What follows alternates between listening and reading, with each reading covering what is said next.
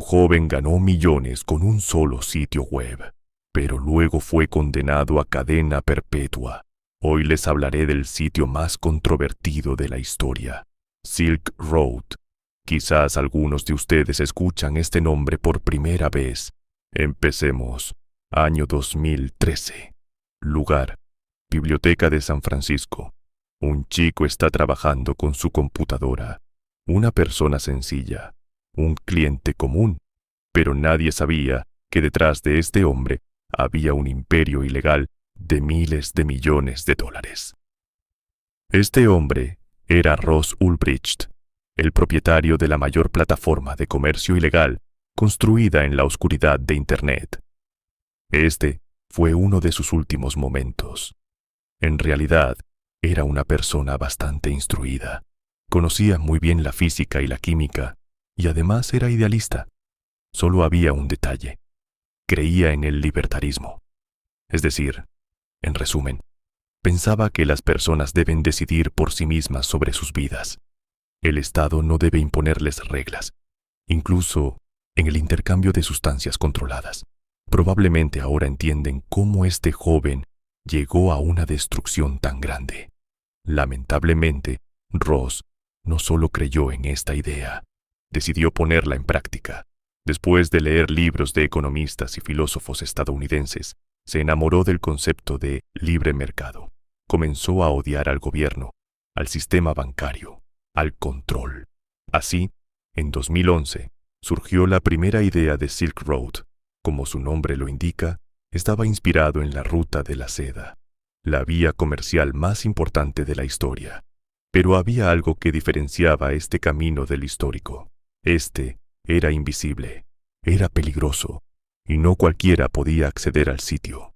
Para ello se necesitaba un programa especial. La función principal de este programa era dificultar el rastreo de los usuarios, y al entrar al sitio, se encontraban con un formato similar al de una tienda en línea común: productos, reseñas de usuarios, valoraciones, etc. Pero aquí no se vendían productos normales, artículos prohibidos en la vida real, cuya comercialización conlleva responsabilidad penal. Llenaban las estanterías virtuales.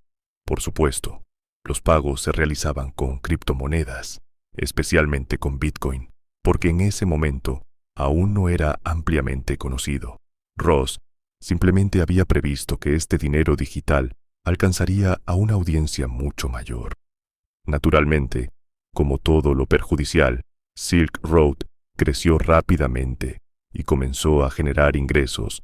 En los primeros 2 años ya habían superado los 150,000 clientes. Era una cifra enorme. Incluso había envíos a más de 70 países. Para las entregas utilizaban empaques completamente diferentes. A veces como un perfume, a veces como un libro, o incluso como un simple sobre. Lamentablemente, en ese momento era difícil detectarlos en aduanas. Por eso podían distribuirse de esa manera.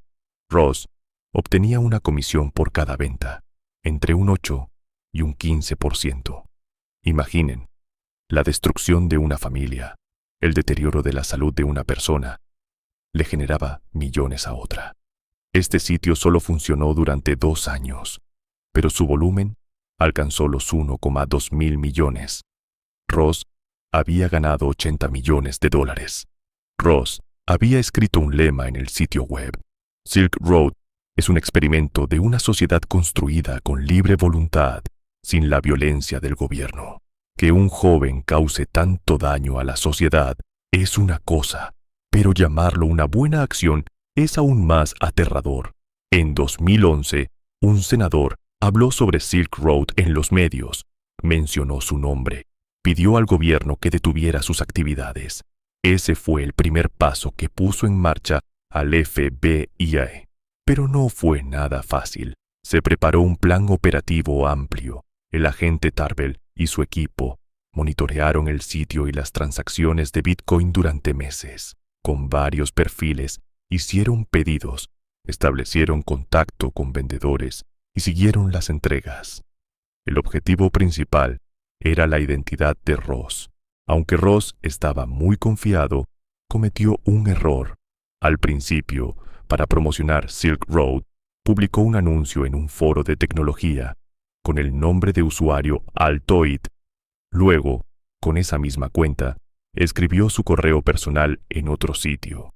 El FBI se acercaba paso a paso, pero Ross no lo percibía. En esos 2 años, Ross cambió mucho, porque sus rivales aumentaron y sus relaciones con los vendedores ya no eran buenas. Recibía constantes amenazas. Lo amenazaban con revelar su identidad. Incluso llegó a planear una acción peligrosa contra un antiguo empleado, pagando 150,000 bitcoins a alguien para ello. Pero luego se supo que esa persona era simplemente un estafador. Tomó el dinero y desapareció. Pero en esos 2 años, Ross ya no era un idealista, sino un criminal.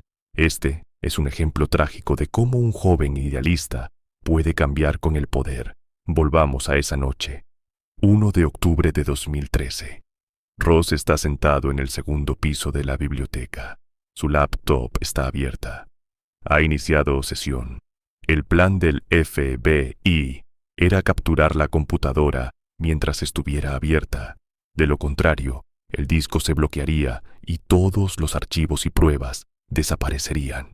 Por eso, 2 agentes se acercaron a Ross fingiendo pelear. Gritaban entre ellos. Ross se distrajo y al girar la cabeza, todo había terminado para él, porque un agente del FBI ya había tomado el teclado. La computadora estaba abierta. La cuenta estaba abierta. Ross fue arrestado esa noche. 48 horas después, Silk Road dejó de existir. En enero de 2015 comenzó el juicio. Había cargos muy graves en su contra: tráfico de sustancias controladas, lavado de dinero, intenciones criminales, documentos falsos y muchos más. Ross se defendió. Según él, había creado Silk Road solo como un experimento tecnológico. Luego lo había transferido a otra persona, pero las pruebas decían lo contrario. En su diario personal, había escrito con su propia mano: Silk Road está creciendo. Es mi bebé. El juez le dijo una frase muy impactante. En el momento en que su vida florecía, usted destruyó la vida de otros. Pero lamentablemente, ahí no terminó todo. Poco después del cierre del sitio, apareció Silk Road 2.0. Luego otros: Alpha Bay, Hansa, Dream Market. Los mercados ilegales en línea crecieron y se multiplicaron. Cada uno, después de un tiempo, cayó en manos del FBI, Europol u otras fuerzas. Esto marcó el inicio de una especie de guerra entre las organizaciones estatales y los ciberdelincuentes. Ross hoy está en prisión. Causó la destrucción de miles, quizás cientos de miles de vidas. Silk Road no es un capítulo cerrado en la historia de Internet. Continúa cada día bajo nuevos nombres. Un dark web surge, cae, pero vuelve a aparecer, como hongos después de la lluvia. No olviden seguir y dar like al canal para más videos interesantes. Manténganse alejados del crimen y de los criminales.